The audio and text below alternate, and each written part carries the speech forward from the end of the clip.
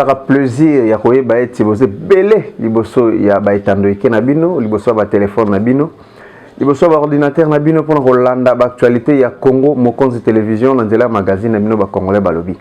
Ba congolais balobi match eza wo. Ha. Ba congolais balobi match eza bien. Match eza bien, pesi bino na mbote, bino nyonso bolanda biso. Toujours sepela ba encouragement na bino ba message na bino ezo sala biso bien. Ba critique na bino ba conseil na bino toujours koba toujours lukaka ba information pour na kopesa rabino ba imboka surtout ba oboza libanda oui baka maimazole ka vraiment na mboka na biso ya Kinshasa à Congo Kinshasa. Voilà, encore une fois merci, bienvenue na nouvelle ya mokolo ya lelo. Match eza bien ningi na utukolo ba match eza bien masolo ya som kola lelo ya tongo lelo ya AFC M23 nde tobeta masolo boye AFC na M23 le rebelle na mokuse bakomi kosenga cesser les faits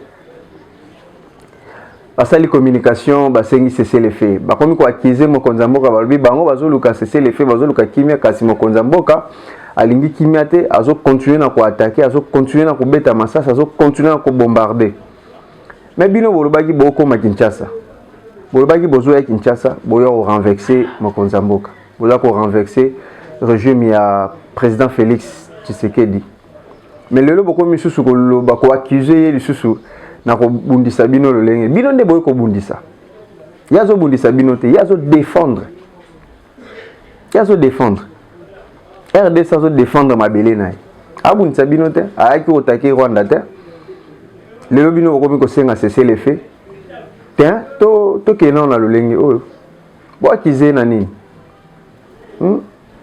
lelo bokomi kosenga cesser les faits ko condamner ko lobaki RDC Félix Tshisekedi aza ko attaquer biso et malobe belé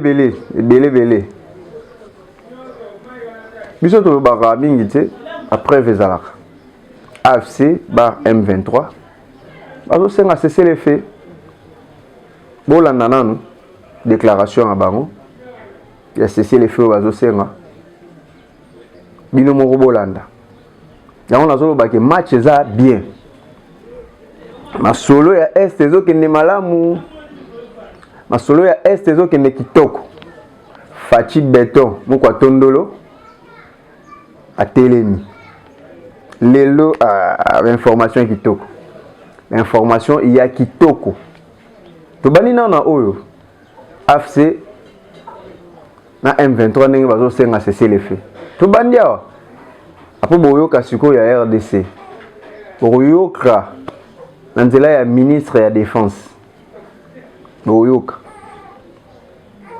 to la nanan AFC na M23 ndenge bazo senga cesser les faits. Nous parlons avec notre gouvernement et nous pensons que seul le dialogue peut résoudre ces problèmes. Seul le dialogue peut apporter la paix. Mais tous les officiels de l'État, ils disent que ce qui s'est fait à Doha n'est qu'un passe-temps. En réalité, c'est un passe-temps parce que tout le temps que nous parlons, ils sont en train de renforcer les lignes de front. À Walikale, à Bunyakiri, Bujumbura est devenu la plateforme, l'état-major où sont logés des drones et des armes de longue portée, sophistiquées, pour préparer une grande offensive afin de récupérer les espaces où nous sommes en train de protéger nos populations. Kisangani, il y a des mercenaires colombiens et d'autres de nationalités américaines. Ils sont en train de préparer jour et nuit des offensives, carte sur table.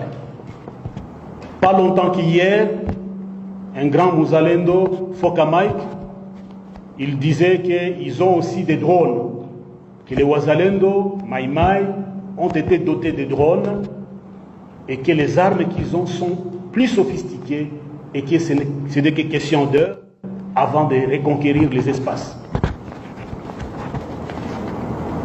Mais aussi à Doha, il se pose un problème. La délégation qui est là nous ne pouvons pas la récuser. C'est le gouvernement de la République qui l'a envoyé à Doha. Mais ils viennent sans mandat.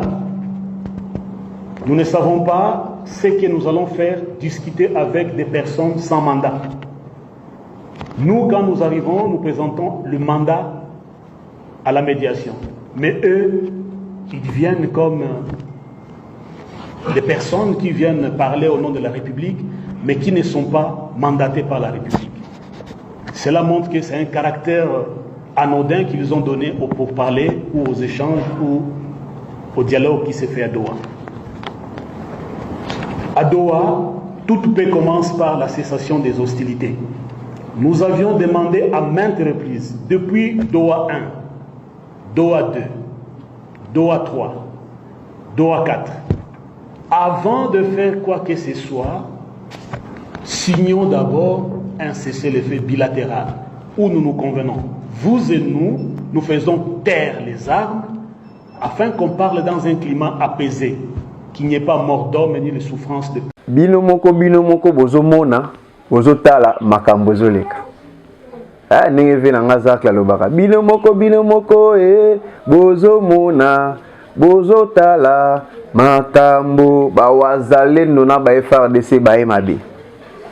Panique ekoti na ngambo banguna. Mbutu ekoti na ngambo AFC, mbutu ekoti na ngambo M23. Mbutu. Ba wazalendo déterminé. Ba M23 qui peleke se koti. Nanga qui peleke se. Ha. Eza pasi. Ba wazalendo tindika lisusu. FARDC otindika lisusu. Panique ekoti. Peur kobanga ekoti na ngambo AFC, kobanga ekoti na ngambo M23. Match egene kitoko. Bolandit. Boyoki. Ekomi ya kolela. Ah, vewe ba mwa mobala lela ratie. Bolela tia. Bosa obokana bolo baki bosala. Bolakaki boya a bofete bosala nini bon si lelo penzele na mulaye bana Israël bazo balukana na désert peut-être boya la terre promise na bino bomona yeza Kinshasa to tanzela bokotela bo ba wazalendo ba kotika bino te ba FARDC ba kotika bino te ninga na lobaki match ezaka bien bango balobi alotika pe bolanda sko ministre en charge de défense a déclaré officiellement guerre na Rwanda, guerre na ba M23, guerre na AFC. Ministre de la Défense, ce qui a l'équipe bosso a étendoité, a l'équipe na communication, a petit message, c'est que vous n'êtes pas mokonzamboka, c'est que vous n'êtes pas Fati Beto. Na oto ko ba bino mikolo l'équipe que Fati a déclaré qui guerre, bokanisa ki zakaka ba jalelo. Bokanisa ki tobeta ka masolo pour la tobeta. Mais ça qui ba information vraie. Asi lelo boka na nzela ya ministre de la défense ninga zo déclarer alors biso ki tokokufa na mboka na biso a so ki tokobika na mboka na biso a trop c'est trop cette fois-ci tozo attaquer ha match bien bolanda déclaration ya ministre de la défense ninga zo lobaki lelo biso na Rwanda na M23 na AFC to beta na makofi to beta na mandoki wa kolonga longi. Ceux qui vont kolonga biso to kufa la mboka na biso kaka. Ceux qui peut kolonga bango makambo pe sila kaka. Voilà, Tolanda. Patron, il n'y aura pas d'autre retrait. J'ai ordonné donc que tous les plans et instructions concernant un prétendu dialogue avec les terroristes du M23, supplétifs de l'armée rwandaise, soient complètement brûlés, et ce, immédiatement. Nous allons rester ici au Congo et nous battre. Si nous ne pouvons pas rester vivants ici, alors restons ici morts. Vous êtes sur le point de vous embarquer dans la grande croisade, vers laquelle nous avons lutté pendant de nombreuses années. Les yeux du monde entier sont braqués sur vous. Les espoirs et les prières des personnes éprises de liberté partout dans le monde entier sont braqués sur vous, en compagnie de nos courageux alliés et frères d'armes sur d'autres fonds. vous parviendrez à la destruction de la machine de guerre rwandaise, à l'élimination de la tyrannie rwandaise sur le peuple opprimé d'Afrique et à la sécurité pour nous-mêmes dans un monde libre. Nous irons au combat à notre manière et nous serons accompagnés par l'esprit des millions de nos martyrs, de nos ancêtres, torturés et brûlés vifs pour leur patriotisme, de nos pères assassinés et de nos mères, nos sœurs, ainsi que nos filles massacrées et violées, de nos frères mutilés et de nos enfants étranglés. Et dans cette bataille, nous briserons l'ennemi et apporterons le salut à notre peuple, éprouvé dans la fournaise de la persécution, assoiffé seulement de la liberté, de droiture et de justice. La voie que nous avons choisie pour le présent est pleine de dangers, comme tous les chemins le sont. Mais c'est celle qui est la plus conforme à notre caractère et à notre courage en tant que nation et à nos engagements dans le monde. Le coût de la liberté est toujours élevé, mais les Congolais l'ont toujours payé. Votre force, c'est la cohésion qui vous rassemble et la constance de votre engagement. Votre honneur, c'est le respect de la mission pour laquelle vous donnez tout, avec un courage et un enthousiasme qui font l'honneur de notre pays.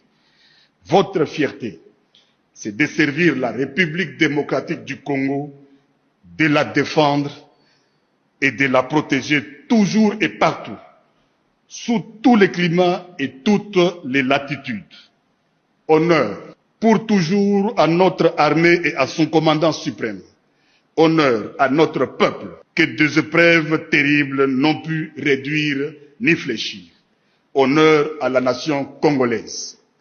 Honneur aux nations de la SADC qui ont mêlé leur sang à notre sang, leur peine à nos peines, leur espérance à notre espérance. Et avec eux, nous allons triompher.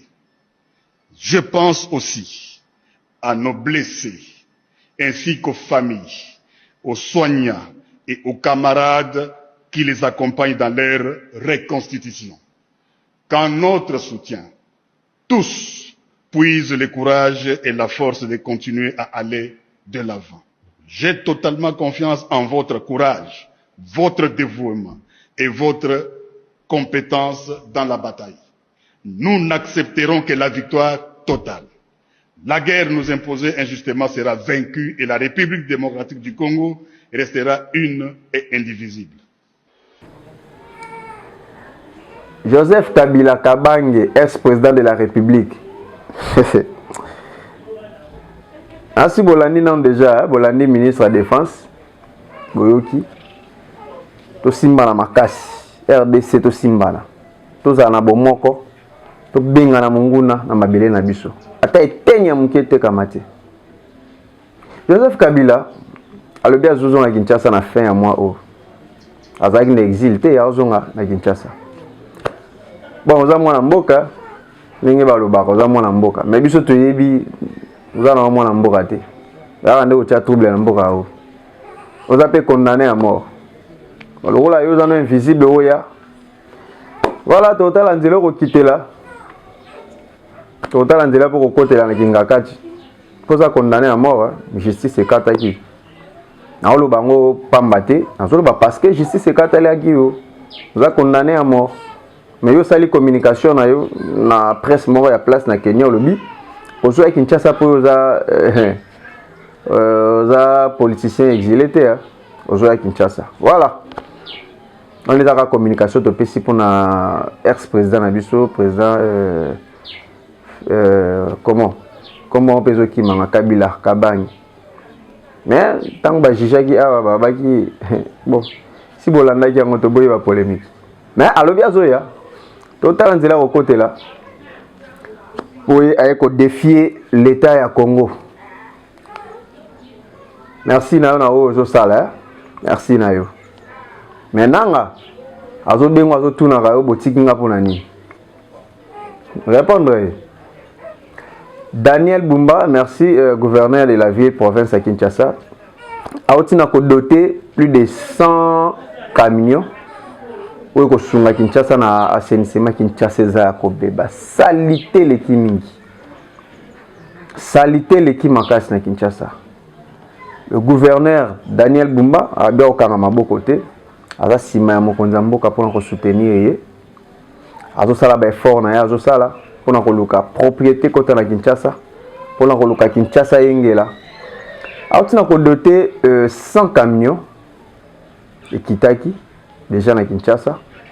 Et au sala musala. To féliciter yo na ba initiative wana. Ko banango pour na ko tia maboko epa mokonza mboka ozala malamu.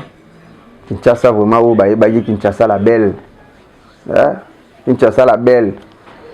Ezongi la robe nango ya kitoko wane ozala malamu. Félicitations na acte oyo. Koba malamu boye kozala bien. Ozala bien. Tozo clôturer na journée ya lelo. Tozo katsa na province ya Mai Ndombe. Précisément na Oshwe.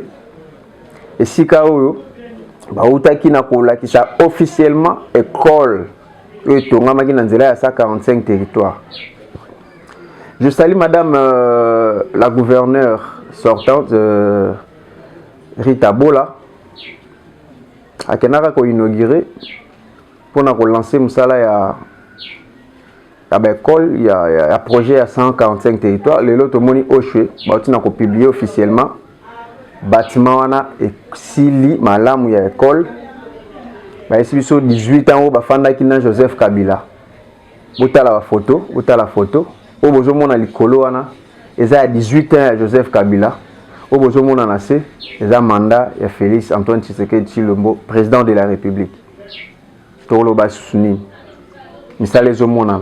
Lobi botala botayi ya kotala musale salama kina mbojimai. To baki to koba ko lakisa ba œuvre o mokonza mboka zo sala. En tout cas, merci. L'actualité va continuer. Donc, vous voyez, je suis ça. L'actualité. Vous allez toujours brancher dans Congo Mokonzi Télévision.